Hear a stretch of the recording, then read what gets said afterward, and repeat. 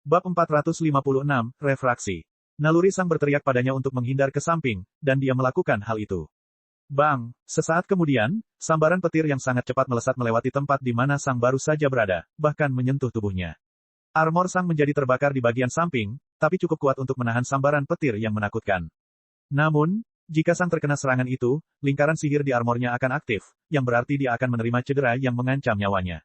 Sambaran petir ini bukanlah lelucon. Mata kanan Sang dengan cepat terfokus pada sang ular, dan dia mempersiapkan diri. Dia sekarang tahu apa yang harus dia waspadai. Bang! Sang terus menyerbu menuju ular raksasa di langit.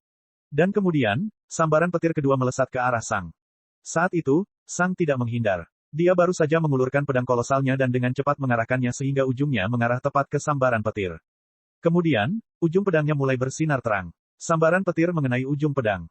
Ding! Begitu menyambar, petir itu tidak meledak. Sebaliknya, ia tersebar seperti gelombang pasang yang menghantam batu besar. Petir menyambar melewati Sang dengan kekuatannya yang luar biasa, tetapi tidak ada satupun sambaran petir yang mengenainya. Ini adalah salah satu teknik baru Sang untuk negara pedang kolosal yang dirancang untuk melawan penyihir. Seperti cahaya yang mengenai kristal, serangan musuh akan terpecah dan tersebar ke sekeliling. Sang menyebutnya refraksi. Tentu saja, agar serangan itu berhasil, Sang harus mengorbankan sebagian energi hidupnya dan melancarkan serangan di tempat yang tepat. Jika dia meleset sedikit saja, sebagian besar kekuatan serangannya masih akan mengenainya. Untungnya, dia sudah cukup berlatih dengan jeral untuk mengatur waktunya. Kalau tidak, semuanya akan menjadi masalah karena sambaran petirnya sangat cepat. Sang mendekati sang ular, yang sekarang hanya berjarak beberapa ratus meter darinya. Ketika ular melihat bagaimana Sang menangani serangannya, lebih banyak kilat berkumpul di matanya. Bang! Bang! Bang! Mata kanan Sang membelalak ngeri. 3 sambaran petir baru saja ditembakkan ke arahnya. Kecepatan menyerang ini adalah sesuatu yang diharapkan dari rata-rata penyihir tingkat tinggi akhir dengan fokus, bukan ular. Terlebih lagi, Sang telah bersiap untuk menggunakan refraksi lagi, itulah sebabnya dia tidak bersiap untuk menghindar. Serangannya akan terjadi. Ding! Bang! Bang! Sang berhasil menyingkirkan salah satu sambaran petir, namun 2 sambaran petir lainnya mengenai dadanya dengan sempurna. Pada saat itu, lingkaran sihir di armornya aktif, dan mereka memblokir kedua serangan tersebut. Namun sedetik kemudian, lingkaran sihir runtuh. Ini berarti armor itu telah menghabiskan semua mana yang disimpannya. Karena kekuatan dan frekuensi sambaran petir, kekuatan mereka hanya berada pada level atas dari mantra penyihir tingkat menengah, dan itulah yang dirancang untuk diblok oleh armor tersebut. Namun, seluruh mananya telah habis. Namun, jika Sang tidak memiliki baju besi itu, dia pasti sudah mati sekarang. Ironisnya, kali ini, Sang hampir menjadi korban dari filosofi bertarungnya sendiri. Bunuh musuh yang kuat dengan sangat cepat sehingga mereka bahkan tidak bisa melepaskan kekuatannya, menjadikannya tidak relevan. Sang ular baru saja mencoba melakukan itu, namun baju besi Sang telah menyelamatkannya. Sang menyipitkan mata kanannya. Saya tidak menyangka serangan bertubi-tubi secepat ini. Sepertinya refraksi tidak akan cukup. Karena kekuatan sambaran petir, Sang terlempar ke belakang cukup banyak, membuat jarak antar petarung semakin besar. Bang! Bang! Sang dengan cepat melepaskan 2 ledakan dan menembak ke arah ular lagi. Bang! Sang ular melepaskan 2 sambaran petir lagi. Tapi mereka ketinggalan. Tepat sebelum sambaran petir ditembakkan, cahaya di sekeliling Sang kembali melengkung. Dia sudah menggunakan distorsi sebelumnya, tapi dia belum menyebarkannya dalam jarak yang jauh karena dia ingin mempertahankan energi hidupnya. Dia tidak yakin apakah itu kebetulan atau tidak, tapi ular itu masih menyerangnya melalui distorsi saat itu. Tapi kali ini, Sang menggunakan lebih banyak energi kehidupan untuk distorsi dan menyebarkannya ke area yang lebih luas. Dan benar saja, sang ular gagal dalam serangannya. Saat ini, 10 meter di sekitarnya dipenuhi dengan gambar Sang yang buram, dan ular tidak dapat membedakan mana yang asli. Bahkan dengan spirit sense-nya pun tidak. Kemudian, lebih banyak kilat muncul di mata sang ular. Siapa? Tiba-tiba, gelombang petir raksasa keluar dari bola petir dan menelan semua gambar Sang. SSSSSSS. Di satu tempat di area distorsi Sang, gelombang petir menyebar ke seluruh lingkungan. Namun, Sang tidak dapat menggunakan refraksi karena besarnya serangannya. Sebaliknya, dia hanya meletakkan pedangnya di depannya dan bersembunyi di baliknya. Pedang kolosal cukup besar untuk menyembunyikan tubuhnya sepenuhnya. Sang tetap tidak terluka, tetapi dia didorong kembali oleh kekuatan tersebut. Perasaan roh Sang berkonsentrasi pada sang ular dengan rasa frustrasi. Negara saberku tidak akan mampu mengeluarkan kekuatan ofensif yang cukup untuk melukai sang ular, yang berarti aku harus mendekat. Namun, apapun yang kulakukan, aku selalu ditolak. Jika saya menggunakan distorsi, itu hanya menggunakan gelombang besar ini. Tentu, saya tidak akan terluka, tetapi saya akan terlempar ke belakang. Jika saya tidak menggunakan distorsi, saya akan terbunuh oleh sambaran petir. Saya bisa menangani salah satunya. Mungkin saya bisa menangani 2, tapi saya tidak mungkin menangani 3. Sang mencoba mencari cara untuk lebih dekat. Mana Step bukanlah pilihan karena dia saat ini berada di langit. Negara pedang kolosalnya sudah menjadi negara terkuat dalam hal jarak dekat. Negara-negara lain tidak mau membantu. Pada saat itu, bola petir raksasa itu mulai menyusut sedikit. Setelah melancarkan begitu banyak serangan, serangannya sudah menyusut cukup banyak. Sang sudah menyadari bahwa bola itulah yang melepaskan petir, dan mana di dalamnya hanya terbatas. Tapi sekarang, tiba-tiba menyusut lebih jauh lagi. Kemudian, Sang melihat cahaya terang yang menyilaukan. BOOOOM. Dengan ledakan besar, seberkas cahaya putih terang dari petir terkonsentrasi melesat tepat ke arahnya. Distorsinya baru saja dipatahkan, dan sang ular akhirnya bisa melihat Sang yang asli. Anda dapat menangani sambaran petir kecil saya. Kalau begitu, bagaimana dengan yang besar? Pembiasan tidak akan bekerja pada baut dengan kekuatan sebesar itu. Kekuatan ledakannya akan sangat besar sehingga sambaran petir yang tersebar masih akan mengenai dia. Selain itu, petir memiliki sifat mengerikan yang merambat ke seluruh tubuh untuk menghasilkan lebih banyak kerusakan. Refraksi tidak ada gunanya saat ini. Bab 457, Bulan Baru. Namun, ketika Sang melihat pancaran petir yang sangat kuat, dia sama sekali tidak khawatir. Sepertinya aku tidak akan bisa menggunakan senja melawan ular. Pada saat itu, pedang raksasa Sang sudah berada dalam posisi memblokir, dan posisi itu sempurna. Dia hanya memiringkannya sedikit lagi. Tapi aku tidak menyangka akan menggunakan das. Untungnya, saya memikirkan kemungkinan ini. Siapa? Pada saat itu, sejumlah cahaya mengerikan berkumpul di sekitar pedang kolosal, dan semuanya menuju ke titik yang sama. Tubuh Sang mengalami penurunan pertumbuhan yang luar biasa. Pada dasarnya dia baru saja menggunakan seluruh energi kehidupannya, dan dia dengan cepat mengubah sekitar 80% mana miliknya menjadi lebih banyak energi kehidupan, membuat tubuhnya langsung sehat kembali. Dengan energi kehidupan yang berlebihan karena menyerap landak, Sang pada dasarnya telah menggunakan 150% energi kehidupan maksimumnya sekarang, yang merupakan jumlah yang tidak masuk akal. Namun, itu berarti Sang tidak akan bisa menggunakan Brilliance lagi selama dia tidak ingin bertarung sebagai makhluk yang hampir tak bernyawa selama sisa pertempuran. Itu pada dasarnya berarti dia tidak bisa menggunakan senja. Tanpa Brilliance, senja bisa dengan mudah dihindari. Kemudian, pancaran petir murni menghantam pedang kolosal tepat pada titik di mana semua cahaya berkumpul. Ding! Pada saat itu, gelombang cahaya yang sangat besar meledak dari pedang kolosal. Untuk sesaat, pancaran petir sepertinya berhenti di depan pedang. Dan kemudian, Sang mendorong ke depan. Bang! Sinar petir ditembakkan ke arah ular. Sang ular belum bersiap untuk serangan yang begitu cepat dan kuat setelah ia melepaskan serangannya sendiri. Ia hampir tidak bisa menggerakkan sebagian tubuhnya ke samping. BOOOOM. Pancaran petir merobek setengah lebar ular, meninggalkan lubang terbakar yang sangat besar. Jika sang ular tidak bergerak ke samping sedikit pun, ia akan hancur menjadi dua bagian. Dan kemudian, petir menjalar ke seluruh tubuhnya, membakarnya dengan parah di beberapa tempat sebelum akhirnya menghabiskan kekuatannya. Namun, yang lebih buruk lagi adalah kenyataan bahwa tubuh ular telah disita, membuatnya tidak dapat bertindak untuk sementara waktu. Ini adalah alternatif Sang selain senja. Jika musuh menggunakan serangan berbasis energi yang sangat kuat, Sang dapat menggunakan teknik ini untuk melukai para atau bahkan membunuh mereka. Tentu saja, tergantung pada kekuatan serangannya, teknik ini mungkin bisa lebih mahal daripada Brilliance. Dengan nama bertema cahaya untuk semua teknik di negara pedang kolosal, nama serangan ini muncul secara alami. Cerminan, itu namanya. Refraksi dan refleksi adalah dua serangan yang dikembangkan Sang untuk menutup jarak antara dia dan penyihir musuh. Refraksi murah untuk digunakan dan dapat membubarkan serangan berbasis energi. Refleksi sangat mahal dan dapat mencerminkan serangan berbasis energi. Sayangnya, kedua serangan ini hanya berguna melawan api, petir, cahaya, kegelapan, dan beberapa mantra afinitas angin. Mantra tanah, air, es, dan logam tidak terpengaruh oleh serangan ini. Tapi itu juga tidak menjadi masalah. Sang hanya bisa menangkis serangan itu dan mengarahkannya kembali. Bagaimanapun, itu hanyalah segumpal materi yang dilemparkan padanya. Sang terus menyerang sang ular, yang masih tidak dapat bertindak karena sambaran petirnya. Namun sebelum Sang mencapai sang ular, dia sudah mengayunkan pedangnya. Siapa? Api hitam berkumpul di sekitar pedang, dan dia menebas ke depan. Kemudian, gelombang api hitam melesat langsung ke bagian tubuh ular yang terluka. Serangan ini tidak sekuat das atau bahkan Star Shatter, tapi setidaknya, akan memanfaatkan entropi pedang. Pada saat itu, ular mendapatkan kembali kendalinya. Siapa? Gelombang petir yang sangat besar melesat tepat ke arah gelombang api hitam. Dalam kondisi ular saat ini, ia tidak bisa mengandalkan kemampuannya untuk membidik. Jadi, ia memutuskan untuk menggunakan serangan besar untuk memblokir serangan Sang. Dalam sekejap, gelombang api hitam menembus gelombang petir, namun gelombang itu telah menyusut cukup banyak. Ular itu nyaris tidak bisa menggerakkan sebagian tubuhnya ke samping. BOOOM. Dan serangan itu terjadi. Sayangnya, serangan itu tidak berhasil mengenai bagian ular yang sudah terluka, namun bagian yang sehat di sampingnya. Luka besar muncul di bagian itu, kedalamannya beberapa meter.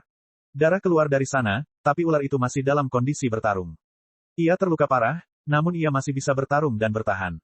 Dan akhirnya, Sang mencapainya. Dia telah menutup jarak. Pada saat itu, Sang tidak lagi membawa pedang kolosalnya melainkan pedang besarnya. Kemudian, Sang melakukan sesuatu yang tidak diharapkan oleh siapapun. Seluruh tubuhnya meledak dengan api yang sangat besar. Ledakan apinya begitu dahsyat hingga separuh tubuh ular pun terdorong menjauh, tepat ke dalam bola petir yang sangat besar itu. Namun, ular adalah pengendali bola petir ini, yang berarti ia tidak menerima luka apapun, namun fakta bahwa binatang sebesar itu terlempar ke belakang oleh ledakan api sudah menunjukkan betapa dahsyatnya ledakan itu. Sedihnya, kekuatannya tersebar, dan sisik yang menghadap Sang hanya menjadi sedikit terbakar. Ular tidak terluka, namun, bukan itu masalahnya.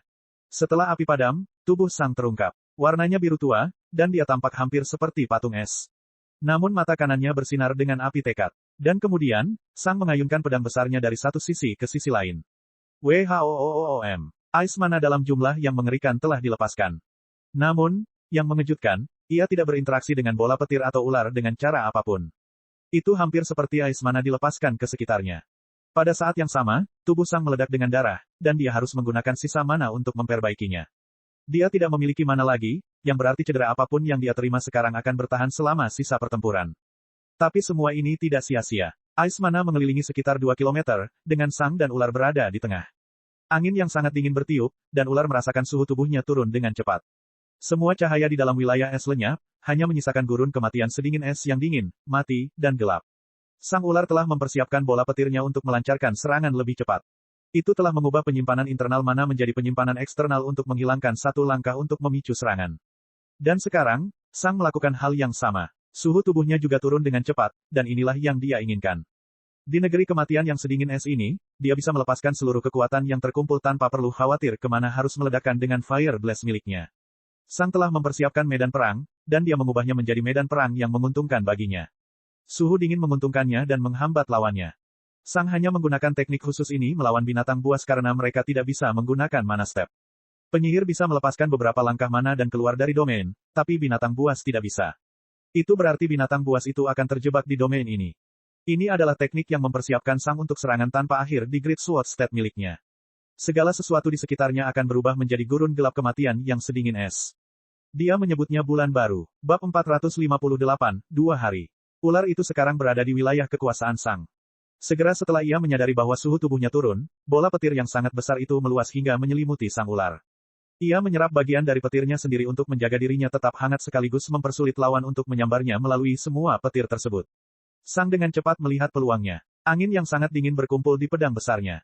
Dan kemudian, dia menebas ke depan. Sepertinya Sang akan meleset, tetapi pada saat terakhir, panjang pedangnya bertambah beberapa kali lipat. Tepian es yang sangat besar terbentuk di depan pedang Sang. Tepian es memasuki bola petir. Suara mendesing. Namun, serangannya meleset. Bola petir telah membatalkan ais mana di dalam tepi es, menyebarkannya. Namun bola petir juga menyusut. Pada saat itu, bagian tubuh ular kembali terungkap. Lebih banyak mana es berkumpul di pedang besar, dan Sang menebas ke depan lagi. Retakan. Tepian es menghantam timbangan dan meledak. Namun, kekuatan dari tepi es bukanlah kekerasannya tetapi ketajamannya yang tidak masuk akal. Meski langsung hancur, masih meninggalkan luka yang mengerikan. Dan itu bukanlah segalanya. Serpihan es tersebut meledak ke segala arah, namun hampir separuhnya meledak tepat pada potongan yang baru saja dibuat oleh tepian es. Serpihannya sama tajamnya dengan tepian es dan menempel di dalam daging ular. Namun beberapa saat kemudian, mereka semua bubar hingga tak ada apa-apanya. Tentu saja mana tidak hilang begitu saja tanpa menggunakan entropi. Semua serpihan berubah menjadi ais mana dan memasuki tubuh ular, membekukannya. Sebagian besar tubuh ular sekarang telah membeku seluruhnya. Ini adalah salah satu teknik baru Sang di Great Sword State miliknya. Tujuannya adalah untuk meninggalkan cedera dangkal pada target dengan pertahanan yang menakutkan. Kemudian, bagian yang terkena akan menjadi dingin secara signifikan dan membeku. Sang menyebut serangan ini frostbite. Pada saat itu, Sang ular menyadari bahwa ia berada dalam situasi yang benar-benar mengancam nyawanya, dan ia bertindak. BOOOM. Sebagian besar bola petir meledak, memandikan sekeliling dengan gelombang petir yang menakutkan. Namun, kumpulan mana es yang sama mengerikannya berkumpul di depan Sang, membatalkan petir tersebut. Ini adalah domainnya, dan dia bisa menggunakan semua ais mana di sini. Namun, serangan ular masih menunjukkan beberapa efek. Area bulan baru di sekitar mereka berdua menyusut banyak. Sebelumnya lebarnya 2 km, kini lebarnya hanya 1 km. Jika Sang tidak mengendalikan bulan baru untuk sedikit melebar agar petirnya menyebar ke sekeliling, itu akan hancur total.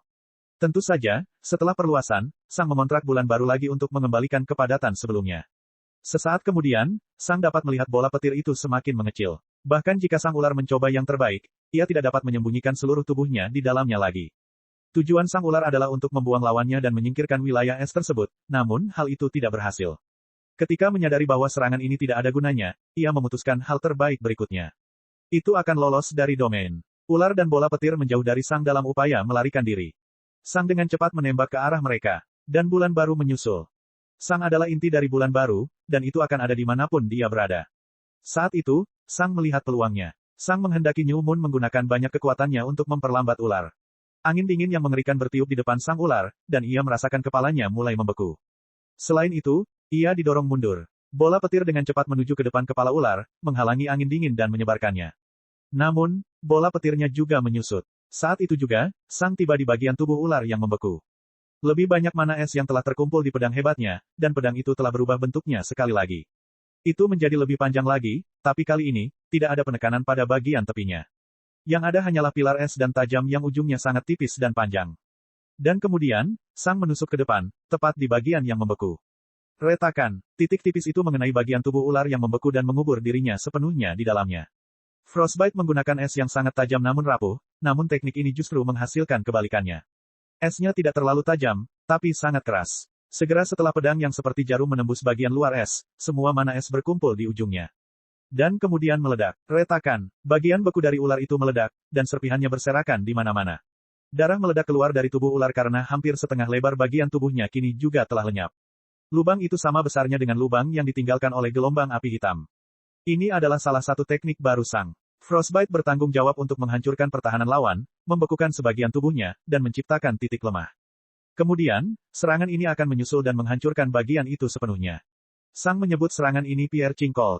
Frostbite dan Piercing Cold telah dirancang untuk digunakan secara bergantian untuk menghadapi binatang buas yang memiliki kekuatan pertahanan yang kuat. Negara pedang besar telah dirancang untuk menghadapi pertahanan kuat dari para monster. Ketika bagian-bagian tubuh beku Sang ular tersebar di sekeliling, mereka tiba-tiba mulai menghilang. Di saat yang sama, bulan baru semakin besar. Itu telah mengubah bagian beku menjadi ais mana. Bulan baru membuat Frostbite lebih kuat. Frostbite membuat Piercing Cold lebih kuat. Dan Piercing Cold membuat New Moon lebih kuat. Itu adalah umpan balik yang positif. Satu-satunya kelemahan adalah Sang tidak dapat menyerap bagian-bagian ini untuk mendapatkan lebih banyak energi kehidupan dengan Darkness Absorb. Pada saat itu, Sang ular menjadi putus asa, dan memutuskan untuk mengorbankan seluruh bola petir. BOOOOM. Seluruh bola berkontraksi sesaat dan meledak ke sekeliling, memakan segalanya. Namun, Sang telah melihat langkah itu akan datang, dan dia telah mempersiapkan diri. Tepat ketika bola petir berkontraksi, Sang menghendaki seluruh bulan baru berkumpul di sekelilingnya. Sebuah nova petir yang mengerikan tersebar di cakrawala, semakin lemah dan semakin lemah seiring perjalanannya. Namun, kekuatannya sangat tersebar, dan sebenarnya tidak ada yang bisa menghentikannya. Ais mana sudah lenyap, tempat di mana Sang berdiri dikelilingi oleh seluruh kekuatan bulan baru yang terkumpul, dengan mudah menahan kekuatan petir yang tersebar. Saat gelombang petir berlalu, Sang melihat Sang ular melarikan diri. Jika dia tidak menyerang sekarang, dia akan kabur dan menyiapkan bola petir lagi. Namun Sang juga dapat merasakan bahwa Sang ular sedang panik, dan dia tahu bahwa sekarang adalah kesempatan terbaiknya untuk memberikan pukulan telak. Semua mana es berkumpul di dalam pedang besar dalam sekejap, dan ukurannya bertambah mengerikan dalam sekejap. Pedang itu sekarang panjangnya ratusan meter. Namun, masih mudah bagi Sang untuk mengayunkannya. Es yang dia gunakan untuk membuat tepian ini rapuh, lemah, dan ringan.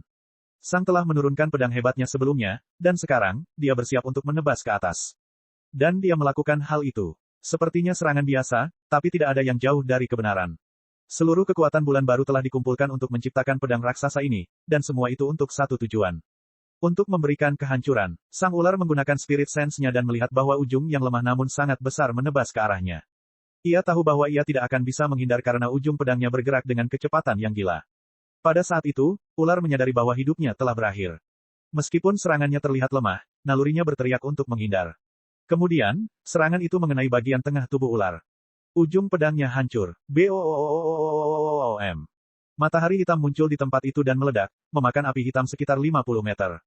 Di bawah es, pedang telah melepaskan entropi dan mendorongnya ke tepi es. Pedang dapat mengendalikan entropi sampai tingkat tertentu, dan dapat menjaga daya ledaknya tetap terkendali saat berada di dalam tepi es. Tapi begitu tepian es pecah, semua kekuatan entropi yang terakumulasi dan bertekanan akan meledak ke depan. Dimanapun tepian es pecah akan menjadi tempat di mana entropi juga akan meledak. Matahari hitam berkobar sekitar 200 meter dari Sang selama lebih dari 2 detik, menyinari sekeliling dengan cahaya hitam yang aneh. Ini adalah teknik baru terakhir Sang dalam keadaan pedang besarnya, dan ini melambangkan transisi ke negara Sabre. Bulan baru menghilang, rasa dinginnya mereda, dan fajar tiba. Namun setelah malam yang sangat dingin, hari berikutnya tidak lagi hangat dan menyenangkan. Yang terjadi selanjutnya adalah rentetan kehancuran kosmik. Akan ada bintang jatuh, matahari tersembunyi, dan neraka. Dan itu semua akan berujung pada kehancuran sesuatu yang memberikan segalanya cahaya dan kehidupan. Bintang itu akan hancur, dan kegelapan akan tiba. Ini adalah 3 dari 4 tingkatan pedang Sang. Hari akan dimulai dengan cahaya terang dan ilusi, dan akan mencapai puncaknya pada senja. Malam akan tiba dengan bulan yang dingin dan longsoran es kematian, dan puncaknya adalah fajar. Hari baru akan dimulai dengan rentetan kehancuran kosmik, dan akan berpuncak pada penghancuran bintang. Dan kemudian, hanya kegelapan yang tersisa. Bab 459, Udang. Saat fajar menghilang, Sang akhirnya bisa melihat ular itu lagi. Benda itu telah pecah menjadi 2 bagian, dan jatuh ke tanah. Hanya karena seseorang sangat berkuasa bukan berarti mereka tidak membutuhkan organnya. Faktanya, mulai dari tahap umum, organ-organ di dalam tubuh seseorang telah menghentikan fungsi lamanya dan mengambil fungsi baru. Mereka bertanggung jawab untuk memindahkan mana dan menghasilkan energi kehidupan. Tanpa organ, energi kehidupan seseorang akan cepat rusak hingga mati. Bahkan membuang satu organ saja sudah berdampak besar pada kemampuan seseorang dalam menghasilkan energi kehidupan.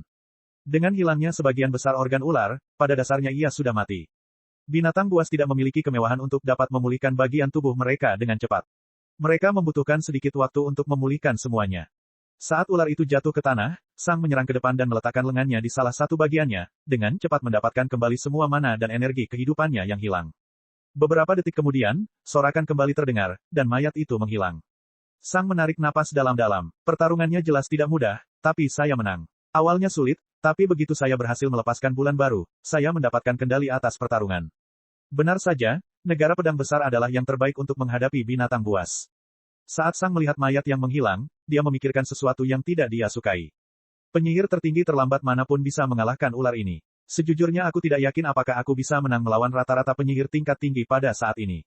Selain itu, penyihir menengah atas yang sangat berbakat kemungkinan besar juga akan menang melawan ular. Tetapi kekuatanku telah membuat lompatan besar dibandingkan percobaan terakhir. Terakhir kali, level 6 dalam kategori mage telah mengakhiri uji cobaku, tapi kali ini, aku yakin bisa mencapai level 9.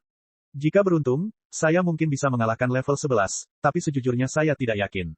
Saat rodanya kembali, Sang memasukkan lebih banyak biji ke pedang. Level 13, binatang tahap jalur sejati puncak lemah. Level 13 dalam kategori binatang buas, ya. Terakhir kali, saya baru saja mengalahkan level 9, tetapi saya mendapat 10 poin karena kekuatan Raja Es. Kali ini, saya sudah berada di level 13, dan saya ragu akan kalah melawan lawan saya berikutnya. Level 15 akan menjadi suatu kemustahilan total. Aku yakin aku bahkan tidak bisa mengalahkan satu pun binatang buas yang muncul di sana. Level 14 akan bergantung pada keberuntungan. Jika saya mendapatkan hewan rata-rata yang serba bisa, kemungkinan besar saya akan menang. Jika saya mendapatkan yang berfokus pada pertahanan, saya mungkin juga akan menang. Namun, jika saya mendapatkan yang berspesialisasi dalam kecepatan, saya tidak akan berdaya. Karena senja dan negara pedang besar, lawan pilihan Sang sekarang adalah monster yang fokus pada pertahanan. Di masa lalu, lawan-lawan ini adalah kutukannya karena dia tidak cukup kuat untuk melukai mereka. Lucu bagaimana keadaan berubah. Saat rodanya selesai berputar, Sang menarik pedang kolosalnya ke atas dan mempersiapkan dirinya untuk bertempur. Dia selalu memulai di negara pedang kolosal kecuali lawannya tidak berbahaya sedikitpun. Lawan Sang terpilih, dan dia melihat ke arah kemudi. Gambar itu membuatnya mengangkat alisnya. Itu adalah semangkuk udang bakar. Bersinar. Pada saat itu, lawan Sang muncul, dan dia tidak terlalu terkejut. Itu adalah udang. Itu hanya udang. Memang benar, panjangnya sekitar 50 meter, tapi itu tetap saja udang biasa. Tidak ada yang istimewa darinya kecuali ukurannya. Saya rasa binatang-binatang seperti ini adalah makhluk yang memakan dasar lautan raksasa, dan ini merupakan hal yang mengejutkan mengingat mereka berada di tahap puncak jalur sejati. Pelawak itu mengangkat palunya dan membunyikan bel. Ding, antena udang bergerak dan menunjuk ke arah Sang. Kemudian, udang itu menoleh padanya. Boom. Dan itu meledak ke depan dengan kecepatan yang mengerikan. Sang sudah bersiap, tetapi kecepatan udangnya masih jauh lebih tinggi daripada kecepatan Sang. Sedihnya, Sang tahu bahwa udang hanya dianggap sebagai binatang yang lambat dalam levelnya.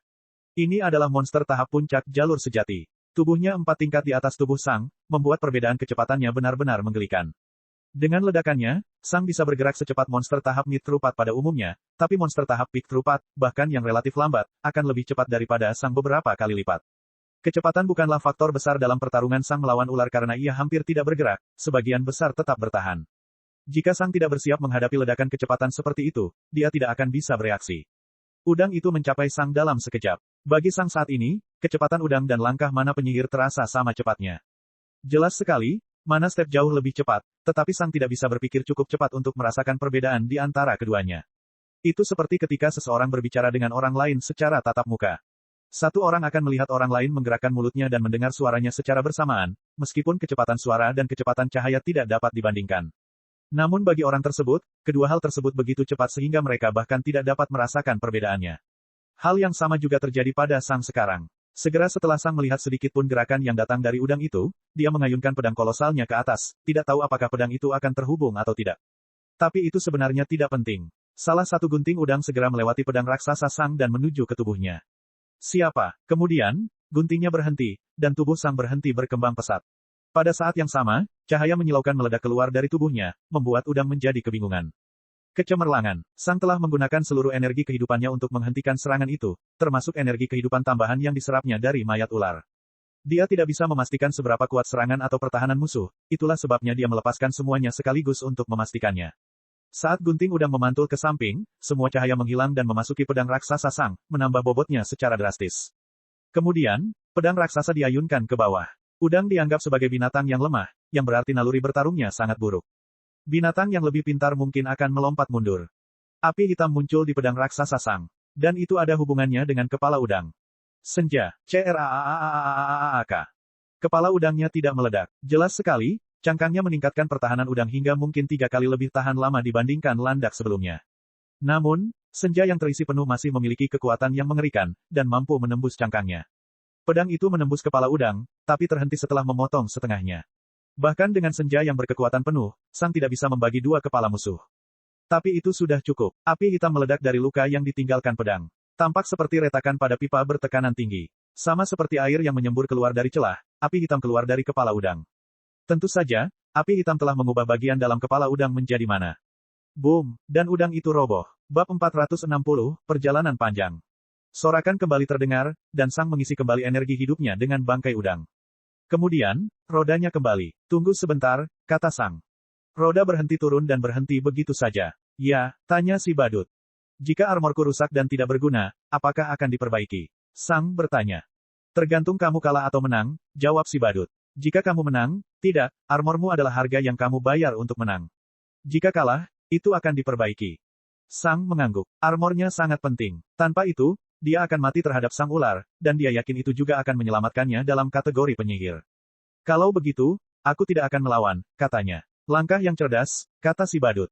Ada 3 kemungkinan yang bisa terjadi pada pertarungan berikutnya. Pertama, Sang meninggal, dan baju besinya rusak. Kedua, Sang menang, dan baju besinya rusak. Ketiga, Sang menang, dan baju besinya selamat. Jika kasus pertama terjadi, Sang akan kalah. Jika kasus kedua terjadi, Sang juga akan dirugikan. Lagi pula, Sang tidak akan bisa mengandalkan armornya selama kategori mage karena dia tidak bisa membentenginya kembali seperti pedangnya. Armornya akan ditukar dengan tepat 1 poin karena level 15 sama sekali tidak mungkin dikalahkan oleh Sang. Namun, jika Sang memiliki akses ke armornya, kemungkinan besar dia akan mendapatkan lebih dari 1 poin dalam kategori mage. Armor Sang telah membayar 2 poin dalam kategori binatang dengan membantunya menang melawan ular.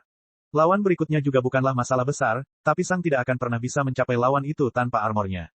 Dalam kategori penyihir, Sang paling khawatir dengan penyihir menengah atas yang kuat. Penyihir sebelum lawan itu seharusnya tidak terlalu sulit, tapi sama seperti ular, penyihir menengah atas yang kuat mewakili lebih dari 1 poin. Jika Sang mengalahkan penyihir menengah atas yang kuat, dia pasti akan mengalahkan penyihir tinggi akhir yang lemah setelahnya. Tapi tanpa akses ke armornya, Sang tidak percaya diri dalam mengalahkan penyihir menengah atas yang kuat. Jadi, selama 2 pilihan pertama terjadi, Sang akan berkorban lebih banyak daripada keuntungannya, bahkan jika dia menang. Satu-satunya cara yang mungkin untuk maju tanpa kerugian adalah pilihan ketiga. Tapi seberapa besar kemungkinan armornya bisa bertahan? Tidak terlalu tinggi. Sang akan melawan monster yang sangat kuat sehingga lingkaran sihir di armornya bahkan tidak mampu menghentikan serangan mereka. Jika Sang tertabrak, dia akan mati, dan Sang percaya bahwa kemungkinan besar dia tidak akan bisa menang tanpa terkena pukulan. Kecepatan lawannya akan sangat cepat. Terakhir, pedang hanya berada di tahap akhir jalan sejati. Jika Sang harus memblokir serangan fisik dengannya, kemungkinan besar dia akan hancur berkeping-keping dan membunuhnya. Karena semua faktor ini, Sang menganggap melawan binatang buas tahap jalur sejati puncak adalah ide yang buruk. Mari kita lihat lawan seperti apa yang akan kamu lawan, kata si badut sambil menyeringai saat roda berputar. Sang juga tertarik dengan lawannya. Akhirnya, rodanya berhenti, dan citra lawannya semakin besar. Saat dia melihat gambar itu, Sang menghela nafas. Itu adalah seekor citah yang menyeringai berlari di udara. Oh wow, itu akan berdampak buruk bagimu, kata si badut sambil terkekeh. Binatang buas yang sangat cepat dengan afinitas angin, ya. Sang berkomentar. Ya, kata si badut. Sang bisa membayangkan bagaimana pertarungan itu akan berlangsung. Dia akan mempersiapkan diri. Cita akan berlari ke arahnya. Cita akan menggerakkan cakarnya melewati pedang Sang, dan itu akan memotongnya menjadi beberapa bagian. Jika Sang berhasil melepaskan Brilliance, dia akan selamat dari serangan itu, tapi dia ragu serangan lanjutannya akan berhasil. Lawan itu melambangkan kemungkinan terburuk. Dan dengan itu, kategori binatang sudah berakhir, kata si badut sambil melompat dari kemudi, yang dengan cepat menghilang. 13 poin. Sangat mengesankan. Tetapi saat ini kamu masih berada di tahap jalan sejati. Mencapai kekuatan pertempuran setinggi ini di level ini adalah hal yang patut dipuji, tapi itu akan sia-sia jika kamu tidak bisa menciptakan alam kelima yang sama hebatnya. Keistimewaan berubah menjadi kuat, berubah menjadi di atas rata-rata, berubah menjadi rata-rata, berubah menjadi di bawah rata-rata, berubah menjadi sampah, kata si pelawak sambil menyeringai. Sang tidak menjawab, tapi dia setuju.